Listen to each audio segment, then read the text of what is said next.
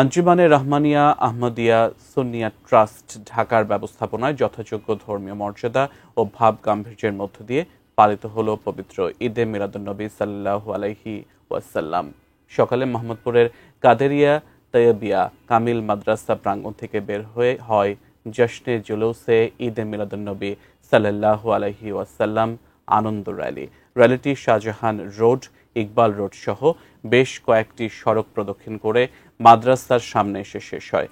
এরপরে নুরানি মাহফিলের আয়োজনে বক্তারা ঈদে মিলাদুন্নবীর তাৎপর্য তুলে ধরে বলেন, রাসূল সাল্লাল্লাহু আলাইহি ওয়াসাল্লাম সমগ্র সৃষ্টির জন্য রহমত এবং আল্লাহ প্রদত্ত শ্রেষ্ঠ নিয়ামত, আর আল্লাহর রহমত পাবার কারণে খুশি উদযাপন করা আল্লাহরই নির্দেশ।